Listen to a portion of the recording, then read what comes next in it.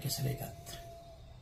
Saya mau jelaskan sedikit tentang bagaimana asal-usulnya orang Papua.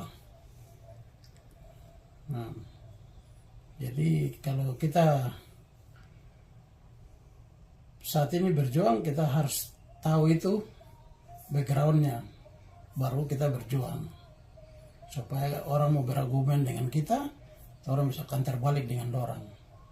Kalau kita tidak tahu sejarah Papua, dorang klaim dengan dong punya dasar-dasar dan dorang bicara, terus orang tidak tahu, orang bingung, sudah akhirnya kita yang salah. Padahal kita yang punya tanah, kita yang punya nenek moyang punya tanah, dan kita harus tahu dasar itu dulu baru kita bisa counter mereka, karena itu orang petanah, bukan orang petanah. Nah, jadi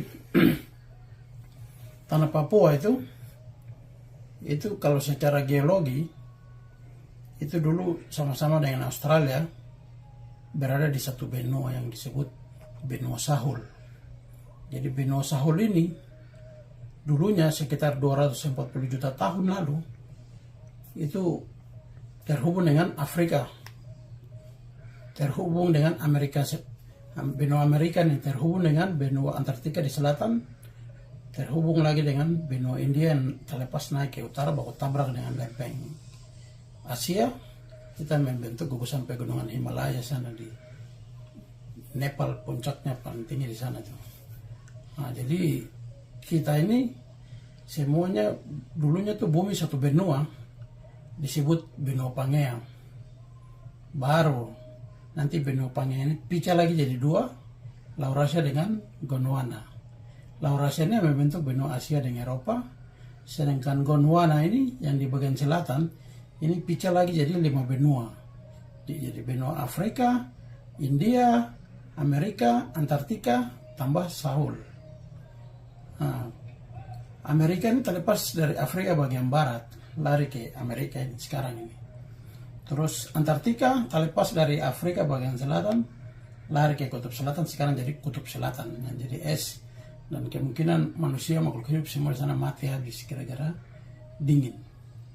Nah, sekarang di daerah selatan sampai ini orang survei sampai hari ini juga belum ada makhluk hidup di sana. Yang ditemukan yang ada pinguin-pinguin saja dengan ikan lumba-lumba lah, apalah segala macam.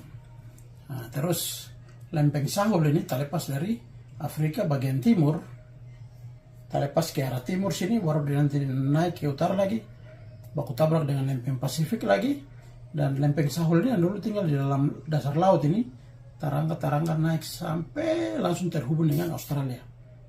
Nah, terhubung itu sekitar 50.000 tahun yang lalu. Baru manusia dan binatang migrasi masuk ke lempeng lempeng Sahul yang bagian utara ini yang terangkat jadi pulau-pulau yang modelnya pulau-pulau karang itu terangkat naik dan seperti di Raja Ampat dengan di pulau-pulau kepulauan Bismarck di PNG ke sana, Solomon Island, Fiji, sampai Vanuatu. Nah, jadi dulu lempeng Sahul ini kalau lihat di Google Map itu dia punya perbatasan itu dari bagian Papua ini sampai di laut Pulau Aru, terus lari ke Raja Ampat sampai Halmahera sana. Jadi lihat binatang-binatang yang ada di Halmahera dan Pulau Aru sama dengan yang ada di Papua, sama dengan ada yang di Australia. Jadi batas wilayah orang-orang Sahul ini yang disebut dengan orang-orang Melanesia itu. Jadi nanti ahli antropolog, ahli geologi Inggris ke Prancis ke selalu pada nama dia itu yang kasih nama itu Melanesia itu dari bahasa Yunani kuno Melan dan Nesos. Melan artinya hitam, Nesos artinya pulau. Jadi Melan and Nesos. Jadi digabungkan jadi Melanesia. Jadi orang-orang Melanesia sebenarnya itu mulai dari Halmahera, Aru, tanpa Papua. Ke sana itu lihat kalau di Google Map dia punya laut ada perbatasan itu yang dangkal dengan yang dalam situ. Jadi lihat dari binatang-binatangnya kita bisa tahu orang Melanesia punya wilayah sampai di mana. Jadi kalau Indonesia mau kalian bilang orang Malaysia sampai di NTT apa itu omong kosong. Jadi batas wilayah Melanesia ini mulai dari Australia, Papua, Halmahera, terus ke timur lagi Solomon Island, Vanuatu, Fiji, terus New Caledonia, terus apa? Iya itu wilayah-wilayah Melanesia itu saja, Papua New Guinea dan kita semua itu. Jadi disitulah orang-orang Melanesia. Nanti masuk di 5.000 tahun kemudian baru gara-gara Gunung Meletus pecah di mana-mana, dan waktu itu Gunung Meletus yang paling terbesar itu yang membentuk Danau Toba itu, dia Pukawa itu kan. Sekarang paling dalam. Kapal kemarin tenggelam sana, orang mencari sampai air mata darah tidak akan ketemu karena masuk ke bawah perut bumi. Dan Gunung Meletus terbesar di dunia itu yang membentuk kawah di Danau Toba sekarang. Jadi batu-batu itu terlempar sampai di Cina, India sana. Nah, jadi bikin panas bumi naik, akhirnya es mencair dan langsung permukaan air laut naik, sudah kasih putus pulau-pulau, membentuk pulau-pulau Melanesia ini terlepas dari Australia. Jadi manusia yang aborigin ini yang pindah di pulau-pulau Melanesia ini. Jadi kita ini nenek moyang semuanya asalnya dari aborigin Australia. Nah, jadi orang Melanesia itu, kita ini punya nenek moyang dari aborigin sana, Australia, yang menempati pulau-pulau Melanesia ini. Yang tadi saya jelaskan dari Halmahera sampai di Fiji sana. Itu orang-orang Melanesia itu punya wilayah di situ. Nah, nanti baru orang-orang Cina nih, pertama kali orang yang masuk di Papua itu. Nah, orang datang barter cari burung kuning waktu itu. Nah, orang masuk sekitar tahun 400 setelah Yesus lahir, itu setelah Masehi. Nah, jadi orang asing pertama yang masuk ke Papua itu orang Cina. Orang masuk tahun 400 setelah Yesus lahir. Nah, nanti setelah orang Cina, baru dong kasih nama pulau itu apa dengan bahasa Cina, apa Tangki kah, Jangki kah, saya juga tidak tahu. Baru nanti orang-orang Cina, nanti setelah itu baru orang-orang Arab dorang dari Irak, Baghdad sana.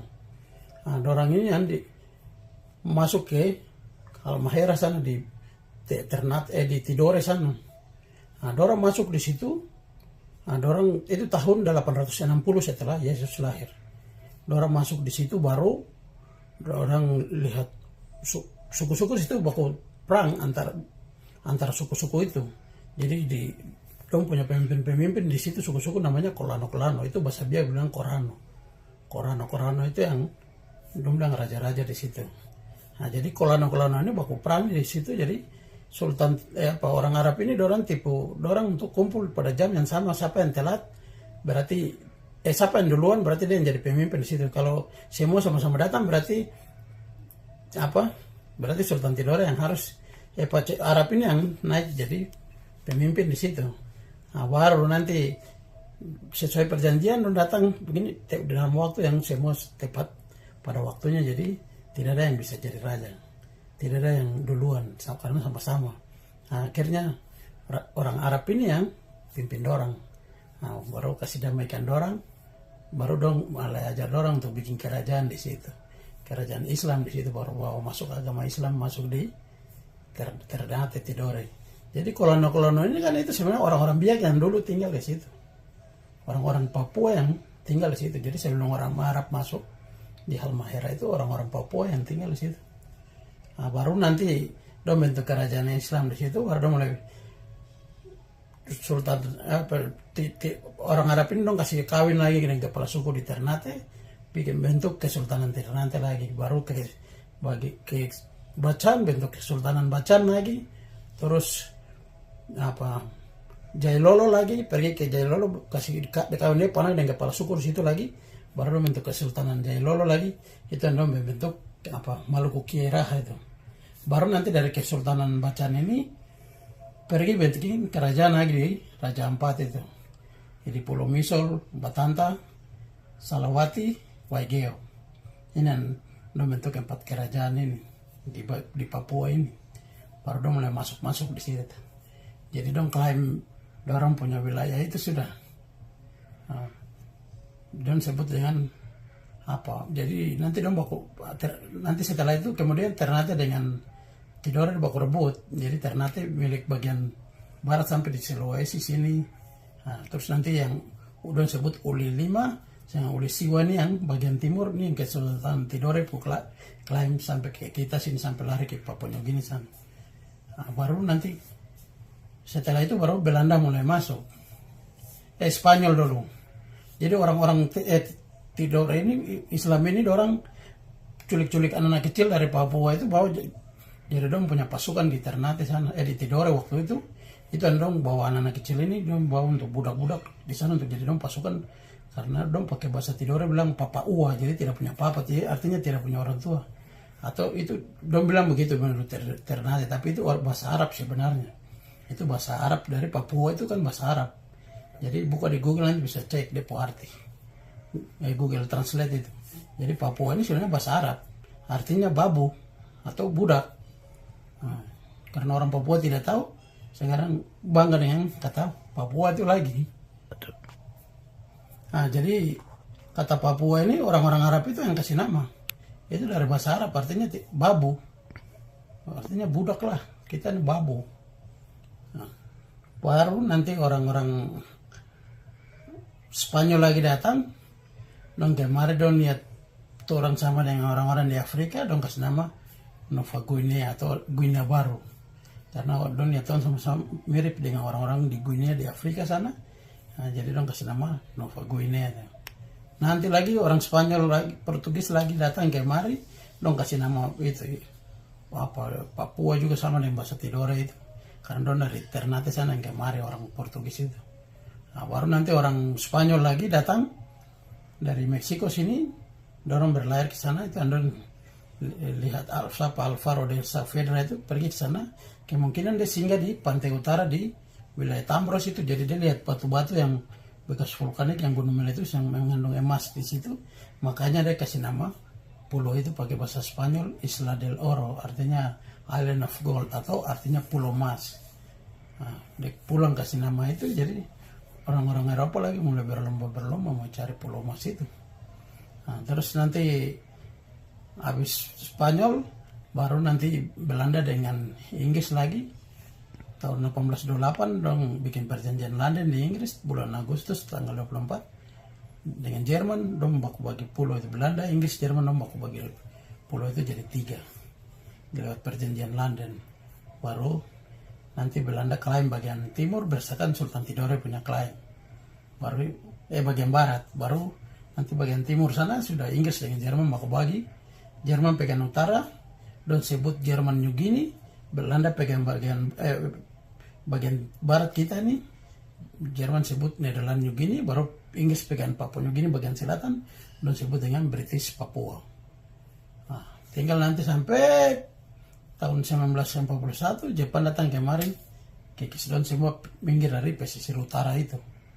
Baru minggir terus nanti baru dan bentuk sekutu lagi kembali baru dan pukul Jepang keluar dari situ.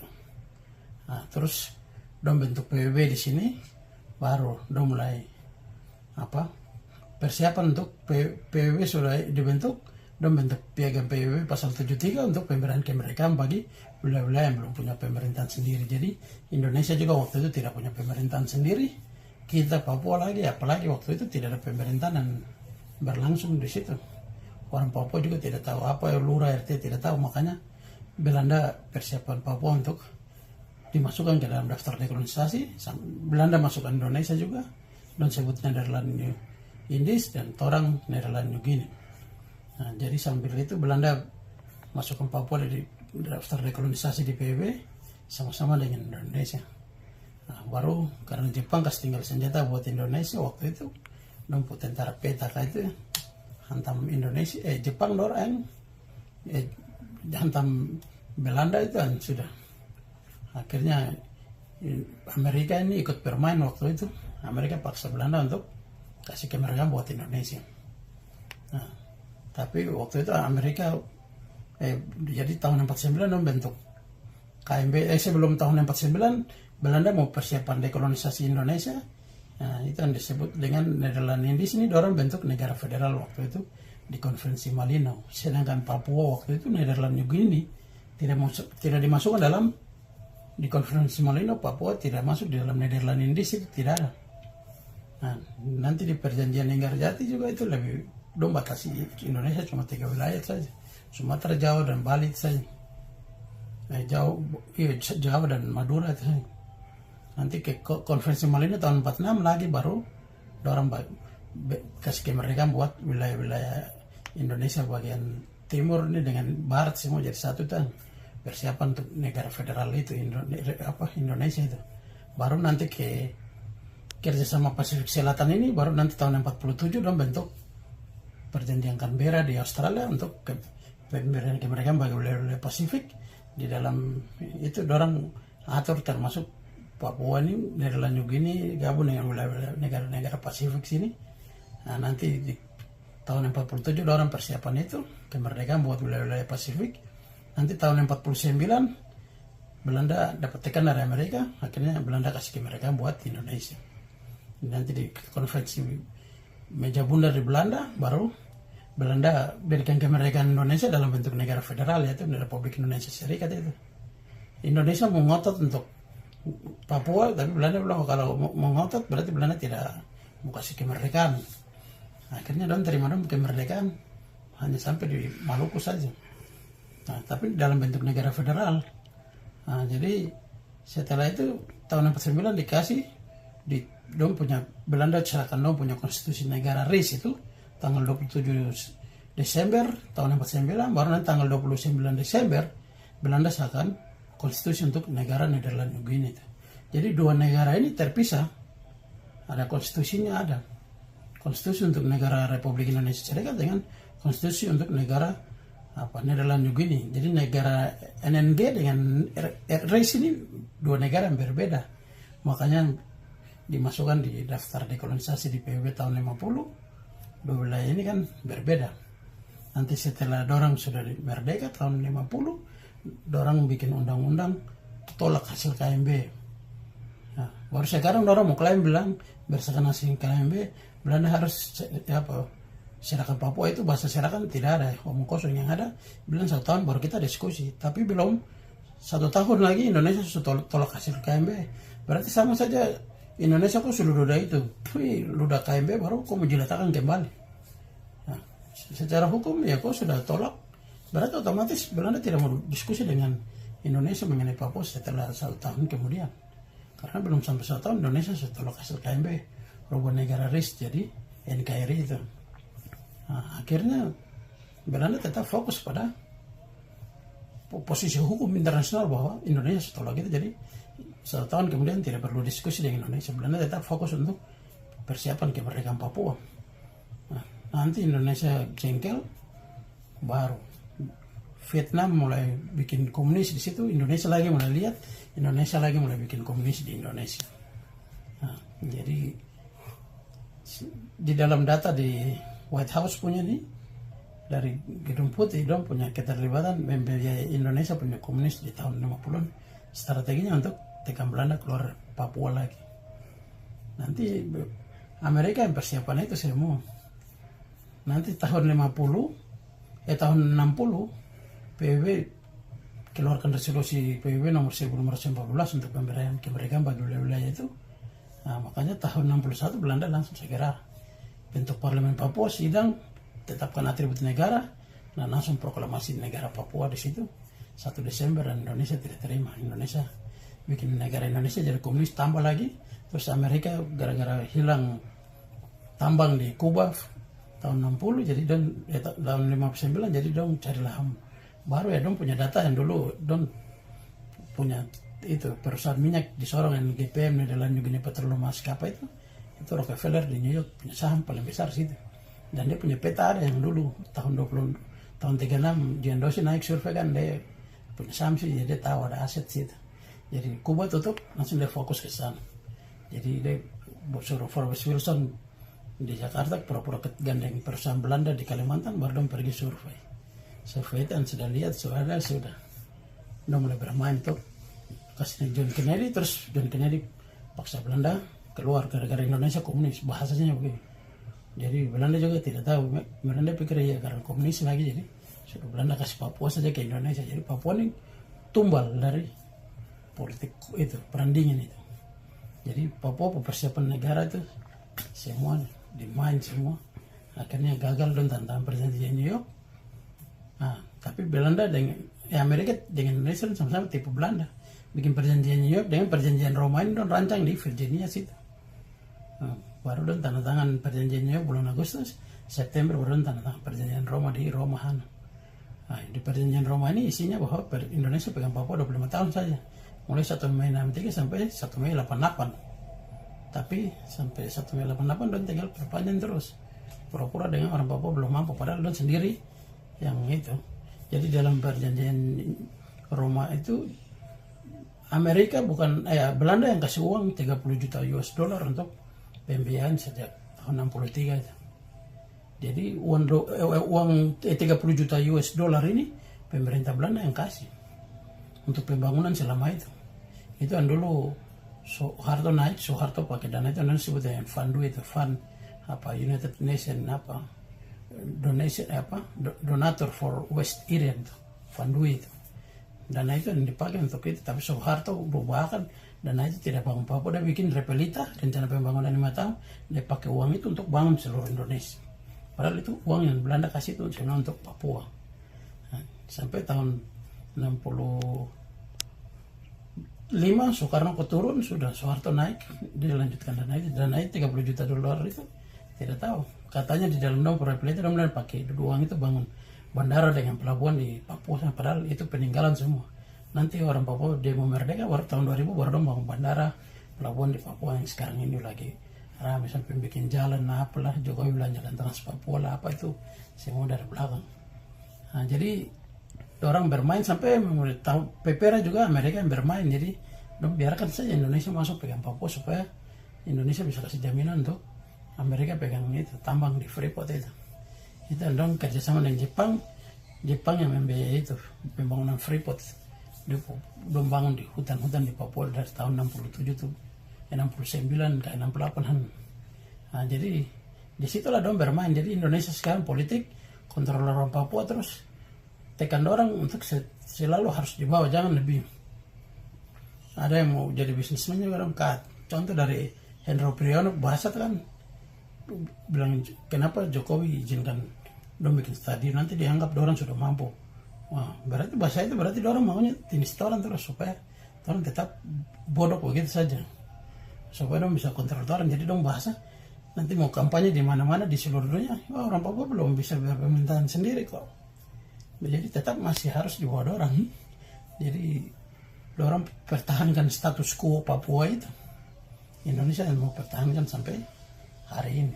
Jadi orang Papua mau sekolah di luar, orang bermain tidak kasih anggaran apa. Sekarang anak-anak banyak kuliah di Amerika jadi gelandangan di sini gara-gara tidak ada dana. Menteri Keuangan pura-pura bilang dana sudah kasih, gubernur bilang tidak ada dana. Nah, jadi itu semua politik untuk tetap pertahankan orang Papua. Jadi status quo tidak berubah. Nah, untuk punya pemerintahan sendiri itu Indonesia tidak akan persiapan. Jadi orang Papua mau sekolah doktor kah, profesor kah, kalau sekolah yang pentingnya juga pasti pulang ke Papua kok lepo. Jadi dong akan politik itu untuk sambil orang buka pemekaran supaya ambil datang tambah banyak. Nah, jadi dong bisa kuasai itu Papua lagi. Orang Papua tiap hari malam di mana mati-mati lagi, masuk rumah sakit lagi mati, tambah populasi. Jadi sesuai dengan data sensus dari UPM 4B itu tahun 2000 itu 2000 berapa tuh yang UPM 4B dibentuk 2008 nggak itu SBY punya itu. Don sensus ternyata orang Papua cuma 600.000. Sedangkan data sensus yang BPS punya katanya 2 juta. Padahal omong kosong. Sekarang lihat orang Papua di sana di lapangan, mana bisa banyak itu kah, atau hampir sekarang yang kuasai sampai semua Papua itu. Nah, jadi sekarang orang berjuang kembali untuk klaim kemerdekaan Papua yang 1 Desember itu. Bukan yang 1 Juli atau 14 Desember ke, atau 27 November ke, atau yang 19 Oktober dan proklamasi tahun 2000 kemarin 2000 berapa 8 kah NRVB orang. Jadi sekarang orang jangan bikin yang baru, kita pakai yang lama sudah ada untuk kita gugat dekolonisasi Papua. Jadi kita tidak perlu minta untuk referendum. Ke referendum baru nanti orang yang punya KTP seluruh Papua bisa ikut nanti. Kalah seperti New Caledonia, kalah seperti Skotlandia ada orang. Karena semua yang punya KTP di situ boleh ikut. Kok mau larang di mana?